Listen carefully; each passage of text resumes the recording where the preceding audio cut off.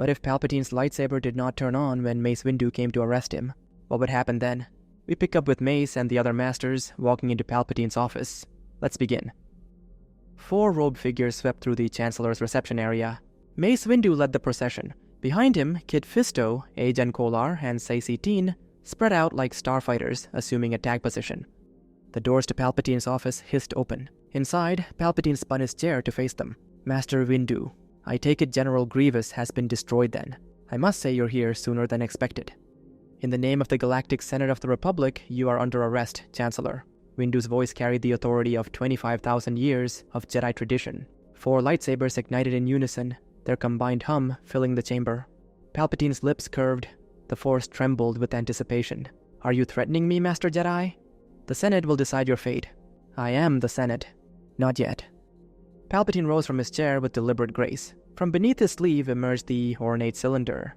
Decades of patience crystallized into this singular moment when the Sith would exact their revenge. His thumb found the activation stud. It's treason, then.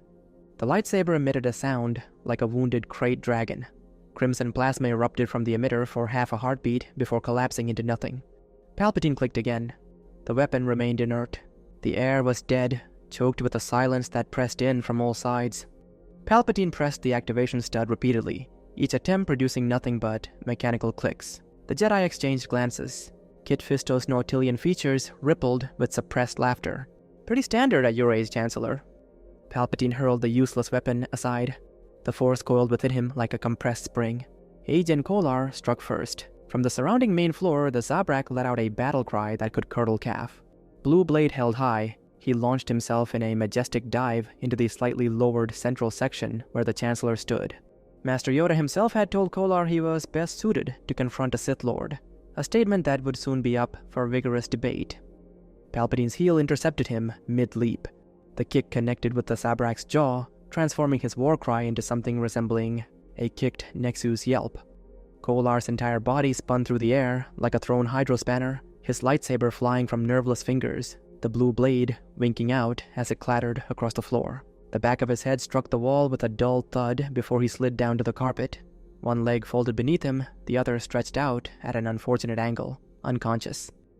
The 3 remaining Jedi surged forward as one. Palpatine pivoted, raising his left forearm to strike Fisto's wrist and deflect the horizontal sweep, while driving his knee into the Nautilan's gut. As Fisto doubled over, Palpatine used him as a vault, planting a hand on the Jedi's back and launching himself up from the sunken floor of his private office onto the raised walkway behind Windu and Teen. They spun to face him on the raised walkway, blades converging. Teen moved first, his green blade arcing toward Palpatine's neck. The Sith Lord arched backward, the plasma passing inches from his throat, then snapped forward with a kick to Teen's midsection. The Iktachi flew backward into the sunken office area, crashing into Palpatine's desk chair. His blade deactivated as he struggled to catch his breath. Windu's purple blade descended from Palpatine's left. The Sith Lord sidestepped the strike and caught Windu's extended right wrist, yanking him off balance. His knee slammed into Windu's solar plexus. The Jedi Master staggered back, gasping, just in time for Palpatine's boot to smash into his right hand, sending the lightsaber spinning from his grip. Palpatine pressed his advantage, landing 2 quick strikes to Windu's face. The Jedi Master blocked the third, countering with a kick that forced Palpatine to jump backward. In that moment, Fisto had recovered from the knee strike, while Teen climbed back up from the sunken office, their sabers humming to life once more. Windu called his weapon back to his hand with the Force, purple plasma igniting as all 3 Jedi advanced. Palpatine retreated through the corridor connecting his private office to the main office, measuring each backward step. Fighting in the confined space would limit his mobility, exactly what the Jedi wanted. He emerged into the open expanse, its high ceiling and broad floor offering room to maneuver. The 3 Jedi spread out, forming a triangle around him. Like pack hunters cornering larger prey, they moved in perfect synchronization. Palpatine stood motionless at the center, waiting. They struck as one.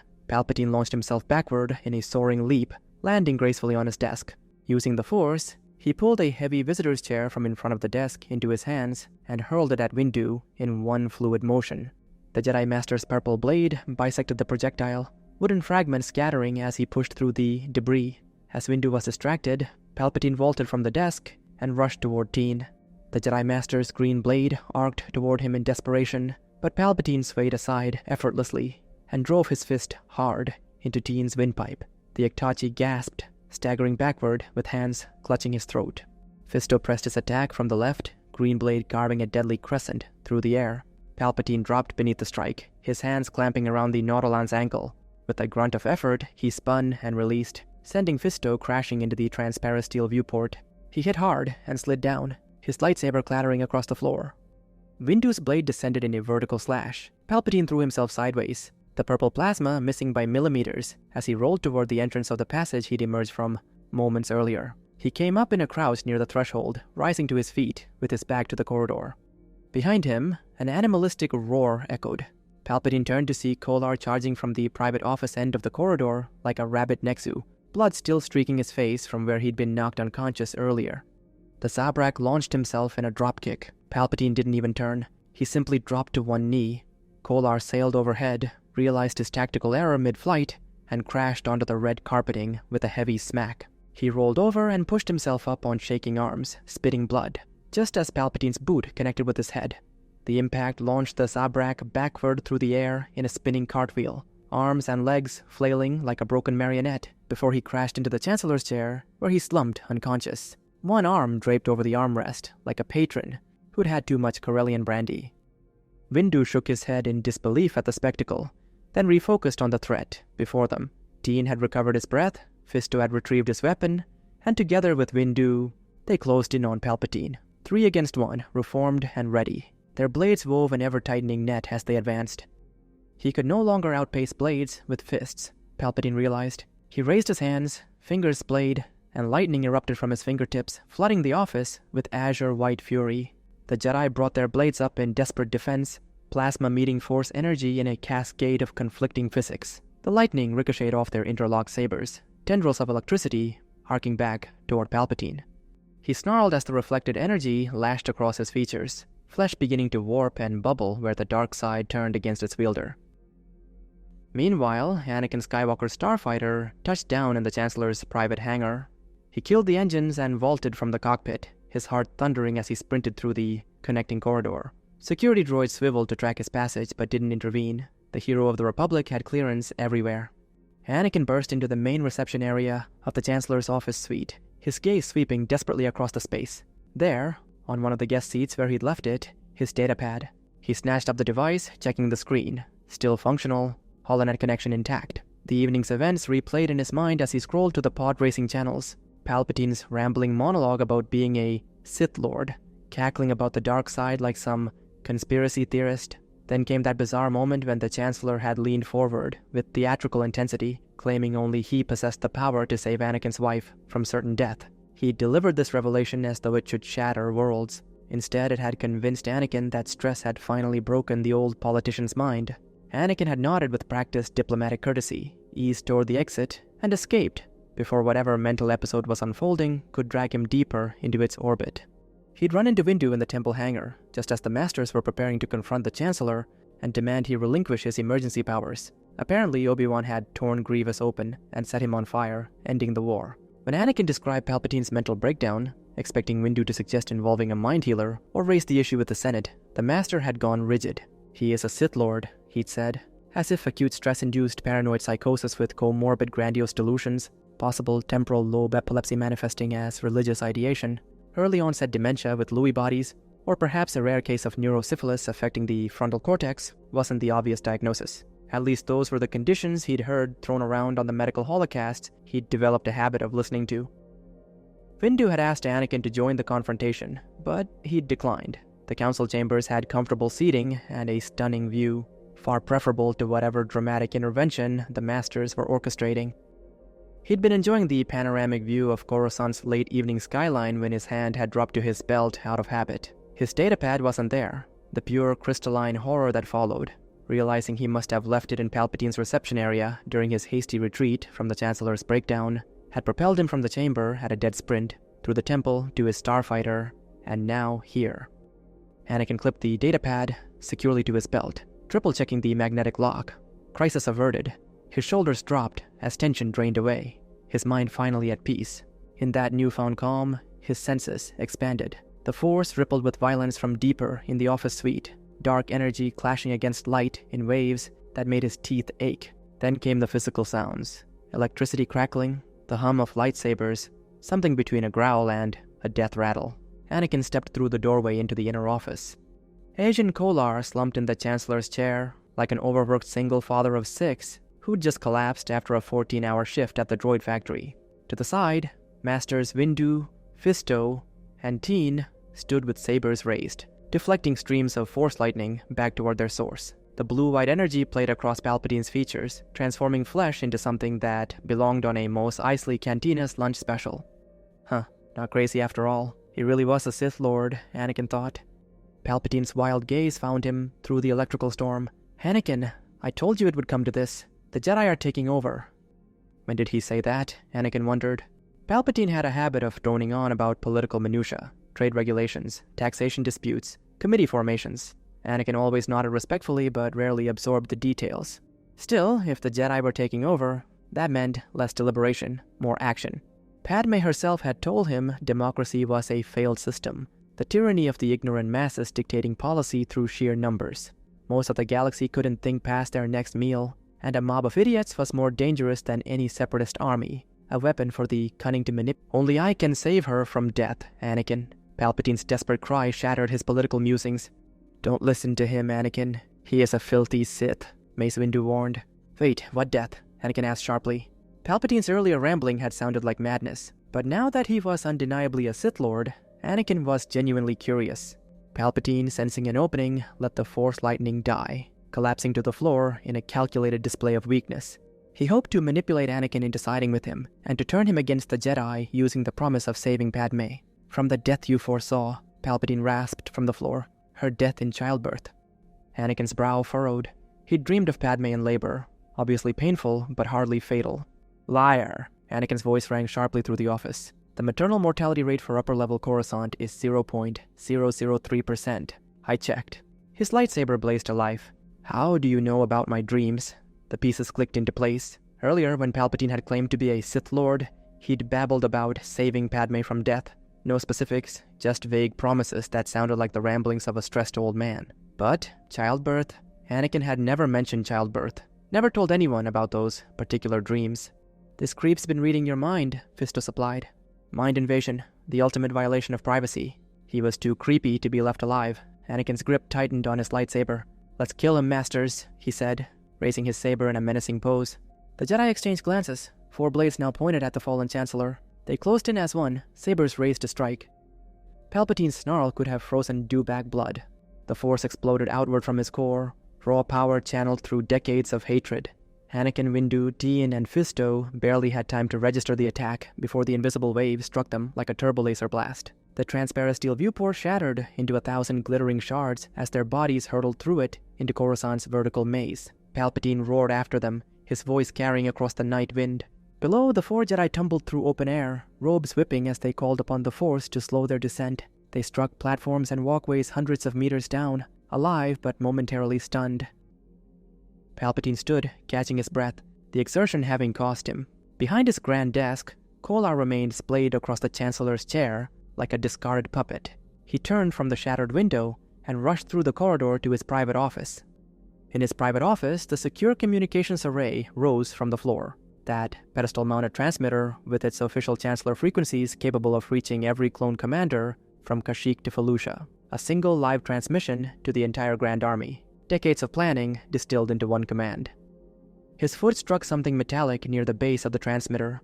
The lightsaber, his useless, traitorous weapon, spun across the polished floor. Palpatine stomped on it with volcanic fury, kicked it again for good measure. The cylinder rolled and came to rest against the transmitter's base, lying flat with its emitter pointing directly at the pedestal's housing. He activated the transmitter, keying in his authorization codes. The pedestal hummed to life, its displays casting blue light across its ravaged features. The live feed indicator blinked green, broadcasting to every clone unit in the galaxy. At the base of the transmitter, unnoticed, the lightsaber began to spark. The damaged activation mechanism stuttered, internal circuits misfiring from the abuse. He leaned toward the transmitter's audio receptor, savoring the moment. The time has come. Execute Order 63. The lightsaber's emitter flared. The crimson blade flickered to life for barely a second, punching through the transmitter's base housing just long enough to fry the input relays before dying again. Circuits melted. Data conduits severed. The system's ability to receive commands vaporized in that instant.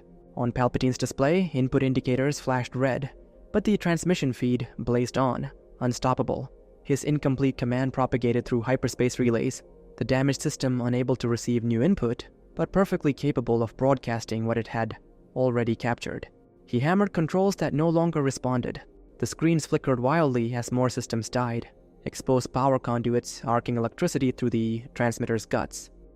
Palpatine stared at the dead transmitter, momentarily frozen. What had he transmitted? The system had died before he could. The Force rippled with sudden chaos, death, confusion, betrayal. Across 10,000 worlds, clone troopers turned their weapons on each other. Through the Force, he felt the Grand Army tearing itself apart. The psychic backlash hit him like a hammer blow. He realized what had happened. Order 60. The incomplete transmission had activated the contingency protocol for clones to target and destroy each other, instead of Order 66. Palpatine frantically pressed buttons on the transmitter, trying to undo the grievous error before the entire clone army eliminated itself. Nothing. The transmitter was dead. He tried to think, but 4 blazing presences in the Force shattered his concentration. Windu, Skywalker, Teen, and Fisto were rapidly ascending through a turbolift. Another fight here was pointless. Clone numbers were dropping with terrifying speed. He desperately needed a long-range transmitter to countermand the Order and issue Order 66. Where could he find one? Yes, Mace Windu's office had a long-range transmitter. Before Anakin and the Masters could reach him, Palpatine used a hidden exit, fleeing his office and entering the administrative wing of the executive building, racing towards Windu's office. Through the Force, clone numbers plummeted faster than Republic stock after a separatist victory. He sensed the carnage erupting nearby as Coruscant guard troopers began eliminating each other, their life forces blinking out. Terrified senators and their aides scrambled through the corridors. To compound his dire situation, he sensed more Jedi presences flooding the building. The Masters had called reinforcements. He burst into Windu's office to find over a dozen Jedi and armored CSF officers, Coruscant security force, known to be on the Jedi payroll, already there.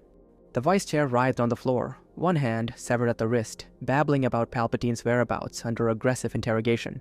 All eyes turned to him. Palpatine tensed for recognition. "Remove yourself from these chambers immediately," Master Shaak Ti commanded, her melodic voice carrying lethal undertones as she studied his ruined features, "unless you wish to discover how many appendages you can function without." They didn't know who he was. Windu clearly hadn't included his transformed appearance in whatever alert he'd sent out. Palpatine backed out quickly. He could not fight them all. Through the Force, he felt clone battalions continuing their self-annihilation, while additional Jedi presences flooded into the building. Every corridor, every turbolift, every official exit would be crawling with Jedi and security forces. His gaze swept the hallway until it landed on a maintenance hatch. He yanked it open, a trash chute, wide enough to accommodate the Senate's daily output of rejected legislation and redundant committee reports. He jumped in. Palpatine tumbled through waste disposal systems, the galaxy's grand design collapsing around him. By the time he landed in a refuse container outside the executive building, hidden from the Holonet drone cameras that constantly circled the structure, he could sense that most of the clone forces had perished. The remainder fell more slowly now, perhaps searching systematically before executing each other. It didn't matter. Too few remained to execute Order 66, even if he found another transmitter. The Jedi would seize the Republic, everything he'd built, every carefully laid plan across decades, gone. There was nothing left but escape. He found a freighter at a nearby dock. One Force suggestion later, the pilot slumped unconscious. The man would wake hours later, babbling about his dead grandmother. By then, Palpatine would be far from Coruscant. Meanwhile, having discovered only an unconscious Kolar sprawled across the Chancellor's chair, Windu, Skywalker, Teen, and Fisto found no trace of Palpatine. Windu immediately dispatched Shaak Ti and a team of Masters to search the administrative wing. Mace Windu, as Vice Chair and Palpatine's right hand, would be their first target.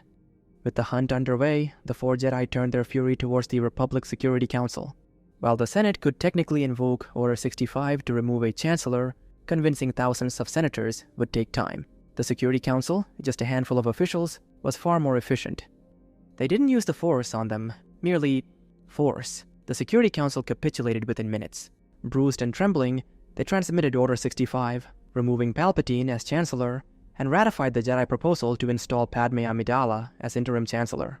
Once the transmission completed and the appointment became official, the Security Council members expired, quickly, quietly, efficiently. A thermal detonator vaporized the entire chamber moments later, reducing bodies and evidence to molecular ash. The Security Council had long been under Palpatine's influence, bought and paid for over decades of corruption. Now the official CSF investigation would paint their deaths as the former Chancellor eliminating his own accomplices, silencing witnesses before they could testify. The cover story stretched credibility, but it hardly mattered. Most citizens scrolled past the headlines without pause, their attention already captured by the next scandal. The galaxy's trillions had more pressing concerns than political intrigue. Bills to pay, mouths to feed, lives to live. As for the Holonet's political obsessives who might have questioned the narrative, they possessed passion in abundance, insight less so. Order 65 rippled across the galaxy. Padme ascended the podium and recited the traditional platitudes about unity and renewal, the same hollow phrases every chancellor had mouthed since the Republic's founding. But beneath the ceremony, she understood the mathematics of power. The word interim would quietly vanish from her title soon enough. On Utapau, Obi-Wan Kenobi picked through the battlefield aftermath. The clones had finished their grim work, Order 60 transforming the Grand Army into its own executioner. Kenobi surveyed the carnage and wondered what possessed Palpatine to order the clones to eliminate each other instead of the Jedi. What had that fool been thinking? Then again, the Sith were known less for their intelligence and more for their oversized hoods and theatrical posturing. Among the wreckage, Kenobi discovered one of Grievous's Magna Guards he had dismembered earlier. Jedi reinforcements and assisting droids found its memory unit partially intact. Inside was a recording of Grievous rasping orders to his lieutenants, retreat to the Mustafar system. Without clones to coordinate a ground assault, Kenobi took his capital ship, the Negotiator, to Mustafar and delivered a different kind of justice. The Separatist leadership vanished in turbolaser fire from orbit, taking their war with them. With no one left to fund the war effort or maintain the droid armies, the Separatist systems surrendered within days. Padme, Anakin, and their coalition of senators and Jedi Masters carved up the Republic's power structure among themselves. The galaxy entered an era of interesting times. The Jedi and senators discovered new ways to line their pockets while maintaining plausible deniability. Slavers found themselves contestants on Anakin and Yoda's wildly popular Holonet production, The Famished Games, where they fought to the death for the entertainment of billions. The galaxy had traded one form of corruption for another, but at least this one came with better ratings. Meanwhile, Palpatine retreated to Plagueis' long-abandoned sanctuary on the shadowed moon of Sojourn. There, secluded and forgotten, he pursued the forbidden art of essence transfer, attempting to grow a suitable clone to house his decaying spirit. The result was disappointing. The clone lacked a connection to the Force and developed an unfortunate addiction to gambling. Eventually, the clone squandered much of Palpatine's remaining wealth in off-world casinos. Then one night he reappeared, wife and infant daughter in tow, offering what he called a fresh start. Palpatine, suspicious but intrigued, allowed them in. That evening the clone drugged him, emptied his vault, and disappeared with his partner, abandoning their 2-month-old daughter in the process. Palpatine, diminished and alone, took the child and what little remained of his fortune and relocated to the ecumenopolis of Hosnian Prime. His face, ravaged beyond recognition, passed unnoticed. His name, long scrubbed from official records, was legally changed. Sheev Shields, a reclusive grandfather raising his orphaned granddaughter, Rey. With his health failing and cognitive decline setting in, he relied increasingly on aging droids and pre-recorded holocrons to pass down what knowledge he still clung to. Rey absorbed it all, but while the Force ran strong in her, she found no interest in Sith philosophy or political conquest. She turned instead to the stock market. Why waste the Force on crushed windpipes and lightning-scorched flesh when it could divine market crashes before they happened? As their credits dwindled, Palpatine spent most of his days in a fog of confusion, confined to increasingly cheaper medical facilities. The bills mounted relentlessly, and their remaining funds would soon vanish. In his lucid moments, he'd pat Rey's hand with trembling fingers, rasping, "Don't worry, child. The Force will provide." But even as it extended his life beyond what medicine alone could explain, the Force couldn't pay for Bacta treatments or competent med droids. Rey put her unique talents to work. Force-enhanced intuition made her uncannily accurate at predicting market fluctuations. What others called insider trading, she called listening to the galaxy's financial rhythms. By 19, she'd parlayed her grandfather's remaining funds into enough wealth to secure a position as portfolio manager at Kuat Financial. 3 years later, she had enough capital to launch Shields and Associates. Her firm's returns consistently outperformed the core world indices by margins that made seasoned analysts weep with envy. Rey ensured her grandfather received the finest medical care credits could buy. In the end, Palpatine may have failed as a Sith and as Chancellor, but he'd succeeded at being a decent grandfather. By the time he lay dying, 119 years old, and long since forgotten, the grand plan of Darth Bane had reached its final conclusion. Not a Sith empire, but an investment firm.